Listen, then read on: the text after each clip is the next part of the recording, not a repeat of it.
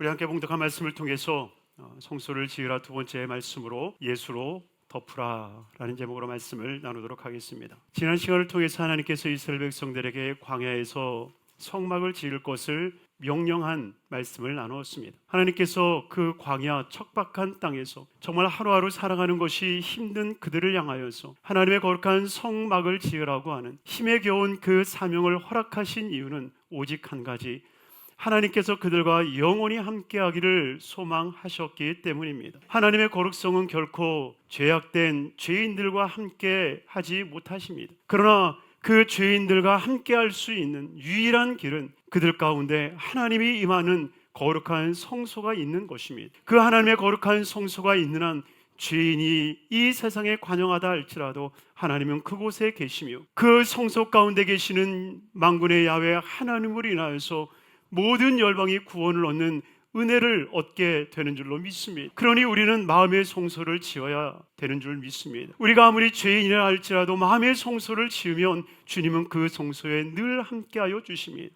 그러니 사도 바울이 이야기하는 것처럼 너희가 하나님의 성전인 것과 성령이 너희 안에 계시는 것을 알지 못하느냐. 우리가 아무리 죄인이라 할지라도 우리의 마음에는 이미 성전이 섰고 이미 그 성전에 하나님의 성령이 임재하고 계시는 줄로 믿습니다. 그러니 우리의 마음에 성전이 있는 한 우리가 아무리 죄인이라 할지라도 하나님의 임재와 하나님의 구원의 역사가 일어나게 되는 줄 믿습니다. 소돔과 고모라 성이 아무리 죄인이 많다 할지라도 하나님은 찾으시는 것은 의인이었습니다. 바로 그 의인이 있으면 그 성을 결코 멸하지 않겠다 주님이 말씀하시는 것처럼 이 시대에 하나님이 원하시는 것은 하나님의 임재의 성전입니다. 예수 그리스도께서 짓고자 하셨던 그 성전, 하나님이 임재하는 그 성전은 사람이 지은 성전이 아니라 예수 그리스도의 몸으로 지은 핏값으로 세우신 성전인 줄로 믿습니다. 오늘 본문 22절은 이렇게 우리에게 말씀하고 계세요. 거기서 내가 너와 만나고 속죄소 위 곧 증거계 위에 있는 두 그룹 사이에서 내가 이스라엘 자손을 위하여 내게 명령할 모든 일을 내게 이르리라. 아멘. 주님이 분명하게 말씀하고 있습니다. 거기서 내가 너와 만나리라. 그러니 우리는 하나님을 만나기를 원한다면 거기로 가야 돼요. 거기가 어디입니까?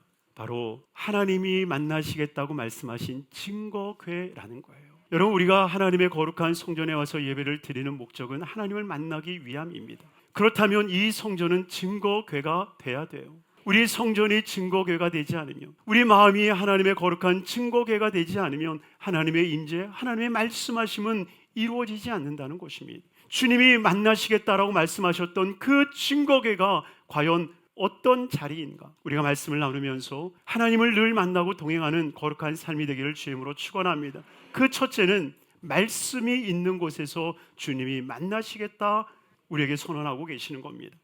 오늘 본문 10절 말씀에 이렇게 고백하죠. 그들은 조각목으로 궤를 짜되. 이 증거궤를 이루는 첫 번째 모습은 궤입니다. 무엇을 담아낼 수 있는 그 궤를 만드는데 그 궤는 어떤 모습으로 이루어져야 되느냐? 조각목으로 짜되 11절에 뭐라고 말합니까? 너는 순금으로 그것을 싸라. 그 금으로 입히고 난 다음에 16절에 뭐라고 말합니까?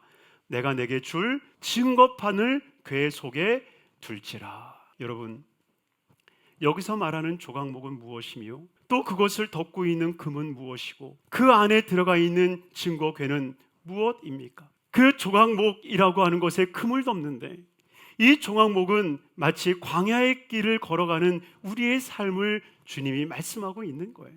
광야에 흔한 그 시딘 나무, 바로 그 시딘 나무, 광야의 길을 걷고 있는 나그네의 인생인 저와 여러분들을 상징하고 있는 겁니다. 바로 거기에 금을 덮었다라고 하는 것은 바로 예수 그리스도의 은혜로 덮여진 삶을 이야기하고 있는 거예요. 그런데 그 은혜로 덮인 곳에 무엇을 담으라고 말합니까? 증거판을 담으라고 말합니다. 이 증거판은 모세가 시내산에서 받아왔던 두 돌판 10계명을 상징하고 있습니다. 하나님이 주신 그 언약의 말씀을 가지고 있는 그 자리에서 주님이 우리를 만나시겠다라고 말씀하고 있는 겁니다.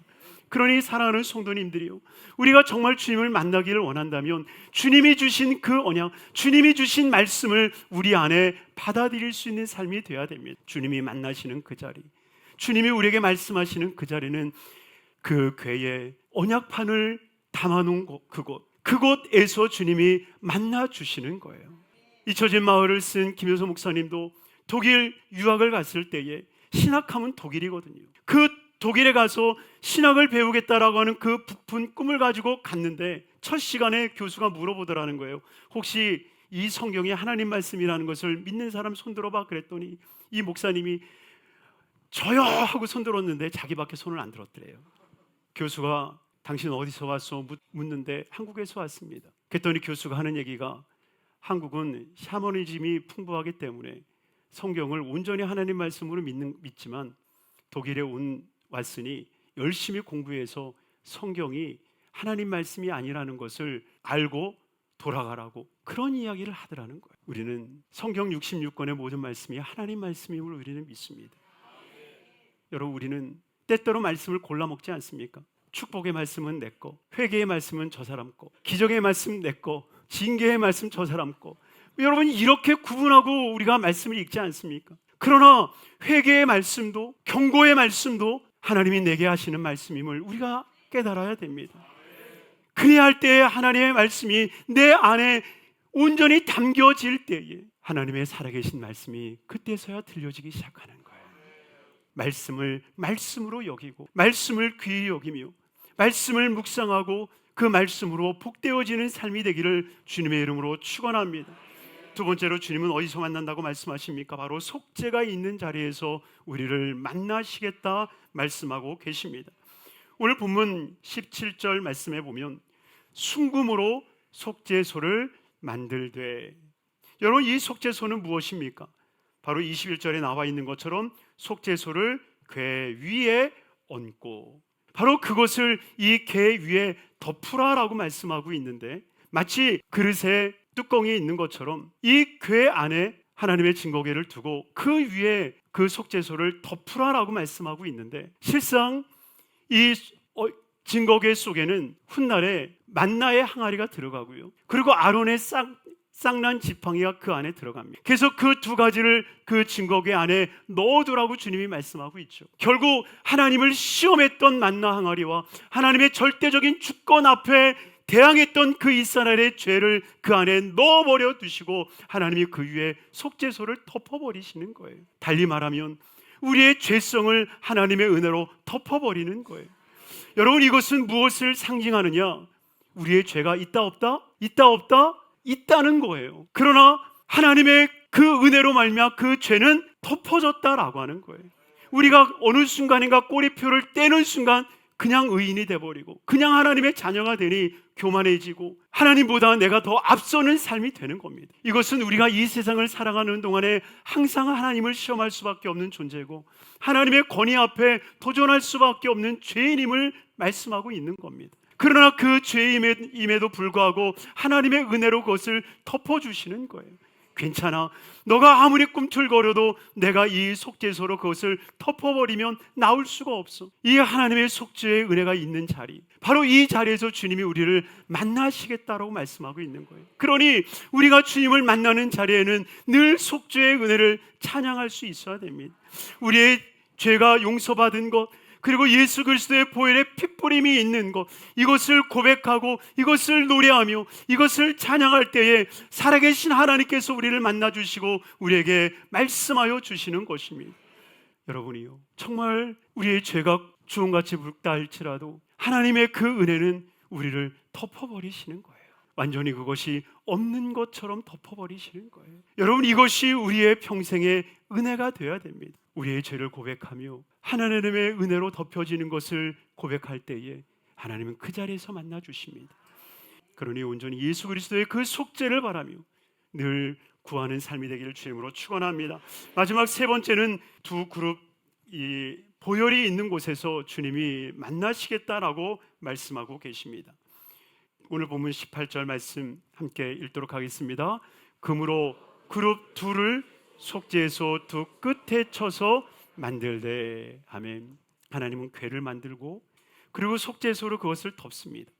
그리고 그 덮은 그 속죄소 위에 양끝 그룹을 만들어서 이 서로 날개가 서로를 마주보게 하고, 그리고 그 그룹이 속죄소를 바라보라라고 주님이 말씀하고 있는데 창세기 3장 24절에 나와 있어요. 같이 한번 읽어볼까요? 이같이 하나님이 그 사람을 쫓아내시고 에덴 동산 동쪽에 그룹들과 두루 도는 불칼을 두어 생명나무의 길을 지키게 하시니라.